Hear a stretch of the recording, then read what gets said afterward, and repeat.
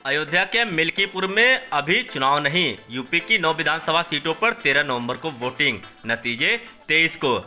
दरअसल उत्तर प्रदेश में विधानसभा की 10 में से 9 सीटों पर उपचुनाव का ऐलान हो गया। 13 नवंबर को वोटिंग होगी, नतीजे 23 नवंबर को आएंगे। अयोध्या की मिल्कीपुर सीट पर अभी चुनाव नहीं होगा। मिल्कीपुर से जुड़ी एक याचिका हाई कोर्ट में विचाराधीन है, इसीलिए आयोग ने अभी चुनाव घोषित नहीं किया है। आपको बता दें, मिल्कीपुर में चुनाव नहीं होगा, यह किसी को मालूम नहीं था। आयोग की प्रेस रिलीज में भी मिल्कीपुर सीट का नाम नहीं था। आपको बता दें, दैनिक भास्कर के अनुसार अयोध्या डीएम ने कहा, मैं खुद पता कर रहा हूं, जबकि नवदीप रणवा ने कहा, मुझे भी पता नहीं है, मैं आपको थोड़ी देर में पता करके बताता हूं। मिल्कीपुर को लेकर सस्पेंस का अंदाजा इसी बात से लगाया जा सकता है कि अखिलेश और मायावती दोनों ने ही इस सीट पर प्रत्याशी उतार दिए हैं। आपको बता दें, चुनाव आयोग से पता करने के बाद मुख्य निर्वाचन अधिकारी नवदीप रणवा ने बताया, विधानसभा चुनाव 2022 में मिल्कीपुर से भाजपा प्रत्याशी रहे बाबा गोरखनाथ ने इलाहाबाद हाई कोर्ट की लखनऊ बेंच में याचिका दायर की थी। इस कारण मिल्कीपुर में उपचुनाव की घोषणा नहीं हुई है। आपको बता दें, उन्होंने बताया कि बाबा गोरखनाथ ने याचिका में सपा प्रत्याशी अवधेश प्रसाद का निर्वाचन रद्द करने की मांग की है। बाबा गोरखनाथ ने याचिका में खुद को निर्वाचित घोषित करने की मांग की है। इस पर अभी कोर्ट ने फैसला नहीं दिया है, इसीलिए मिल्कीपुर में उपचुनाव की घोषणा नहीं हुई है। आपको बता दें, अवधेश प्रसाद ने नॉमिनेशन के समय जो हलफनामा नोटरी दाखिल किया था, उसकी डेट एक्सपायर थी। नियम है, नोटरी की डेट एक्सपायर है तो नॉमिनेशन कैंसिल कर दिया जाता है। कई प्रत्याशियों के पर्चे पहले भी रद्द हो चुके हैं। बाबा गोरखनाथ ने कहा, मैंने एमएलसी अनूप गुप्ता केस का आधार बनाते हुए यह रीट दाखिल की थी। आपको बता दें, पहले भी ऐसे गलत डॉक्यूमेंट दाखिल हुए और पर्चा रद्द हुआ। लखनऊ हाई कोर्ट में मामले की सुनवाई चल रही है। आपको बता दें कि जिन 9 सीटों पर उपचुनाव होने हैं, उनमें अंबेडकर नगर की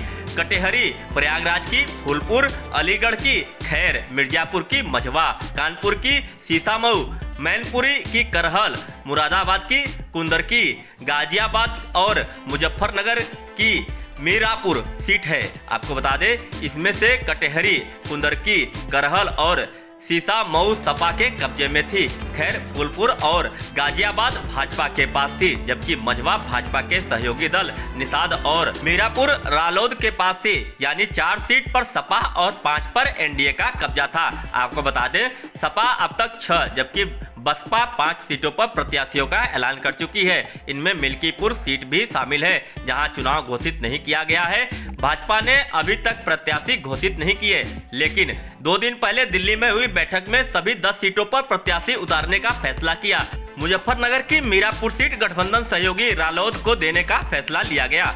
उपचुनाव की 9 सीटों के समीकरण की अगर बात की जाए तो करहल सीट अखिलेश यादव के सांसद बनने के बाद करहल विधानसभा सीट खाली हुई है। मैनपुरी जिले की इस सीट से लोकसभा चुनाव में डिंपल यादव ने जीत दर्ज की थी। 2024 लोकसभा चुनाव में सपा को करहल विधानसभा में सबसे ज्यादा 1,34,000 वोट मिले थे। यहां भाजपा के ठाकुर जयवीर सिंह को डिंपल यादव ने 57,540 कम वोट मिले। करहल सीट यादव बहुल है, यहां 1.25 लाख यादव मतदाता हैं। दूसरे स्थान पर साक्य, तीसरे पर बघेल और क्षत्रिय मतदाता आते हैं। आपको बता दें, सपा के तरफ से अखिलेश यादव ने भतीजे तेज प्रताप सिंह यादव को टिकट दिया। भाजपा यहां जातिगत समीकरण ही साधेगी, नाम अभी सामने नहीं आए हैं। बसपा ने भी करहल से किसी को नहीं उतारा है। आपको बता दें, दूसरा कटेहरी सीट, अंबेडकर नगर जिले की कटेहरी सीट से विधायक लालजी वर्मा ने लोकसभा चुनाव में जीत दर्ज की। इसके बाद जब यहां उपचुनाव होने हैं, इस सीट पर सपा का दबदबा बरकरार है। यहां पर भाजपा सिर्फ एक बार 1992 में चुनाव जीती है।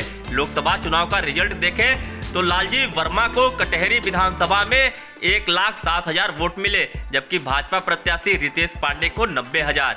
जातीय समीकरण की अगर बात की जाए तो कटेहरी में दलित वोटर्स सबसे ज्यादा हैं।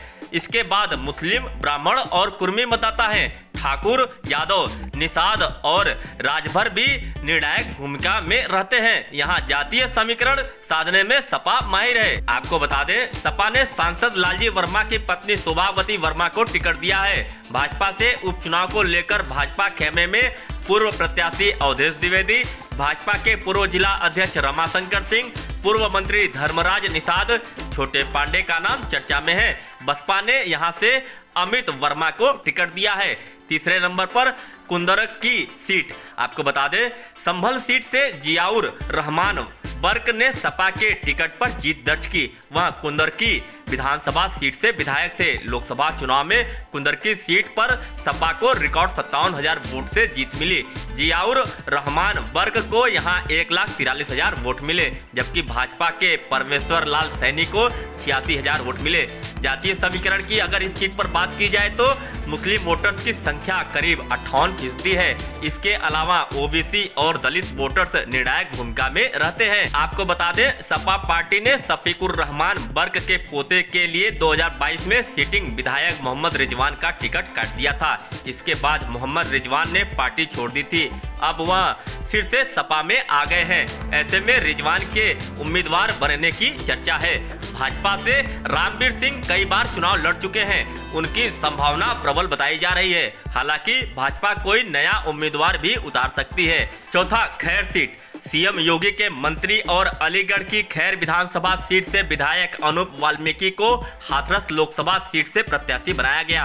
वो हाथरस में चुनाव जीत गए, लेकिन जिस विधानसभा सीट से वो विधायक थे वहां सपा गठबंधन को सबसे ज्यादा वोट मिले। यहां सपा के विजेंद्र सिंह को 95,391 वोट, जबकि भाजपा के सतीश गौतम को 93,900 वोट मिले। हालांकि रालोद गठबंधन के बाद इस सीट पर उपचुनाव में भाजपा मजबूत स्थिति में दिख रही है। आपको बता दें जातीय समीकरण इस क्षेत्र में जाट वोटर्स की संख्या ज्यादा है। यहाँ 1,10,000 जाट हैं। इसके बाद दलित 50,000, ब्राह्मण 40,000 और 30,000 मुस्लिम वोटर्स हैं। इसके अलावा वैश्य वोटर्स की संख्या भी निर्णायक रहती है। आपको बता दें भाजपा ने इस बार अपने सिटिंग सांसद रजवीर दिलेर का टिकट काट दिया था। ऐसे में कयास लगाए जा रहे हैं कि भाजपा इसकी भरपाई करेगी। वह उनके बेटे सुरेंद्र दिलेर को उपचुनाव में प्रत्याशी बना सकती है। आपको बता दें सपा प्रमुख अखिलेश यादव यहां पीडीएस समीकरण के तहत प्रत्याशी उतारेंगे। वहीं दलित हत्याकांड के बाद अलीगढ़ पहुंचे आजाद समाज पार्टी के राष्ट्रीय अध्यक्ष चंद्रशेखर ने यहां से प्रत्याशी उतारने के संकेत दिए हैं। पांचवा सीट गाजियाबाद सदर। दरअसल लोकसभा चुनाव में गाजियाबाद सदर से विधायक अतुल गर्ग जीते। इस वजह से सीट खाली हुई। उनके विधानसभा सीट पर भाजपा को रिकॉर्ड 1,37,000 वोट मिले। यहां सपा कांग्रेस गठबंधन की प्रत्याशी डॉली शर्मा को 73,950 वोट मिले। इससे पहले इस सीट पर 2004 में उपचुनाव हुए थे, तब सपा ने यहां जीत दर्ज की थी। यहां 2 बार से लगातार भाजपा जीत दर्ज कर रही है। आपको बता दें गाजियाबाद सदर सीट पर वैश्य अनुसूचित जाति के वोटर्स निर्णायक है। जाट वोट बैंक भी मायने रखता है। आपको बता दें भाजपा उपचुनाव में 2 नामों पर मंथन कर रही है। पहला नाम महानगर अध्यक्ष संजीव वर्मा का है। संजीव वर्मा ने निकाय चुनाव में मेयर पद के लिए अपनी दावेदारी पेश की थी, लेकिन पार्टी ने उन्हें टिकट नहीं दिया था। दूसरा नाम पश्चिमी यूपी के पूर्व महामंत्री अशोक मोगा का है। वह संगठन में लंबे समय से एक्टिव हैं। आपको बता दें कांग्रेस इस सीट पर सपा कांग्रेस गठबंधन के बीच सीट शेयरिंग हो सकती है। गाजियाबाद में डॉली शर्मा ने लोकसभा चुनाव लड़ा और रनर-अप रही। ऐसे में वह उपचुनाव में अपनी दावेदारी पेश कर रही हैं। दूसरा नाम पूर्व सांसद सुरेंद्र प्रकाश गोयल के बेटे सुशांत गोयल का है। उन्होंने भी मेयर चुनाव के लिए टिकट मांगा था, लेकिन उन्हें टिकट नहीं मिला। ऐसे में वह प्रबल दावेदारी पेश कर रहे हैं। नगीना के सांसद और आजाद समाज पार्टी के अध्यक्ष चंद्रशेखर भी यहाँ एक्टिव हैं। यहाँ कैंडिडेट उतार सकते हैं। छठा सीट मीरापुर। मुजफ्फरनगर की मीरापुर विधानसभा सीट से विधायक चंदन चौहान ने बिजनौर लोकसभा सीट से जीत दर्ज की है, लेकिन अपनी विधानसभा सीट पर उन्हें सपा प्रत्याशी से कम वोट मिले। आपको बता दें यहाँ सपा प्रत्याशी दीपक सैनी को 89,429 और चंदन चौहान को 88,438 वोट मिले। ऐसे में उपचुनाव में इस सीट पर कांटे की टक्कर तय है।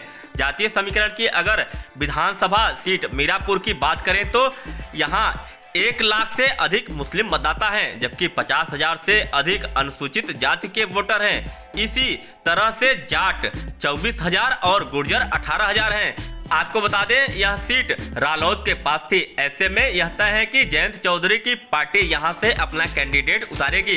ग्राउंड पर रालोद नेता उपचुनाव के लिए एक्टिव हैं। इस लिस्ट में रालोद नेता और पूर्व सांसद अमीर आलम के पुत्र पूर्व विधायक नवाजिश आलम का नाम चर्चा में है। नवाजिश 2017 में मीरापुर विधानसभा से बसपा के टिकट पर चुनाव भी लड़ चुके हैं। आपको बता दें मुजफ्फरनगर में संजीव बालियान की हार के बाद सपा के हौसले बुलंद हैं। मीरापुर सीट पर पार्टी पीडीए के तहत कैंडिडेट उतारेगी, यह तय माना जा रहा है। आपको बता दें सपा से कादिर राणा इस समय एक्टिव हैं। चर्चा है कि वह उपचुनाव के लिए अपनी दावेदारी पेश करेंगे।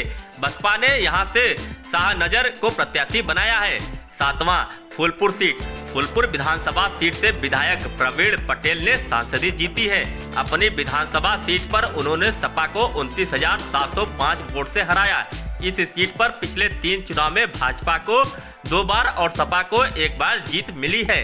फूलपुर सीट पर जातीय समीकरण की अगर बात करें तो 21 से 23% दलित, 20% यादव मतदाता, यहाँ सवर्ण वोटर्स 10% से 12% के बीच है। वहीं मुस्लिम मतदाताओं की संख्या 14% है।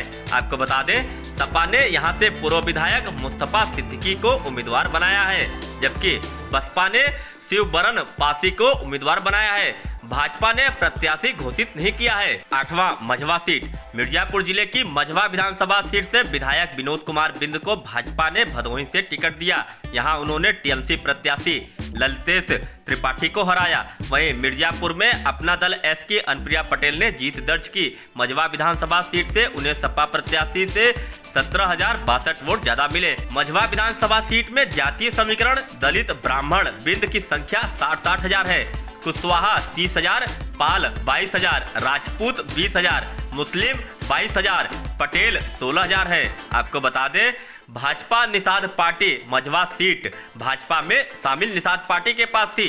अब उपचुनाव में भाजपा इस सीट पर अपना कैंडिडेट उतारती है या सहयोगी पार्टी को देती है, यह घोषित नहीं है। हालांकि भाजपा से सोहन श्रीमाली का नाम चर्चा में है। आपको बता दें निषाद पार्टी ने भी चुनाव लड़ने की घोषणा कर दिया है। आपको बता दें सपा ने यहां से पूर्व सांसद रमेश बिंद की बेटी डॉक्टर ज्योति बिंद को टिकट दिया है। बसपा ने दीपू तिवारी को उम्मीदवार बनाया है। 9वां बहुचर्चित सीट सीसा मऊ सीट। कानपुर की सीसा मऊ विधानसभा से सपा विधायक इरफान सोलंकी को जाज मऊ आगजनी केस में 7 साल की सजा सुनाई गई है, इसीलिए यहां उपचुनाव हो रहा है।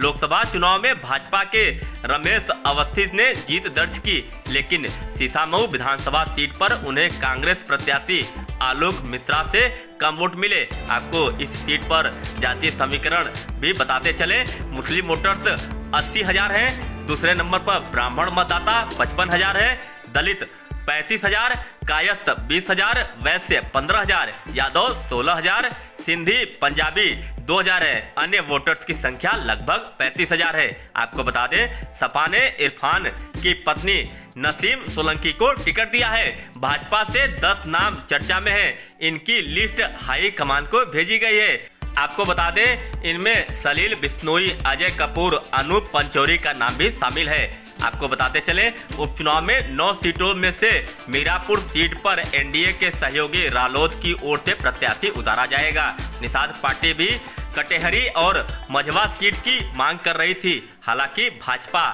संजय निषाद को मनाने की कोशिश में जुटी है। सीएम योगी, दोनों डिप्टी सीएम केशव मौर्य और ब्रिजेश पाठक भाजपा प्रदेश अध्यक्ष और महामंत्री संगठन 2-2 सीटों की कमान संभाल रहे हैं। सभी ने अपने अपने हिस्से की सीट पर दौरा कर भी लिया है। साथ ही सीएम योगी ने 30 मंत्रियों की टीम भी उतारी है। भाजपा की ओर से भी हर सीट पर एक-एक प्रभारी तैनात किए गए हैं।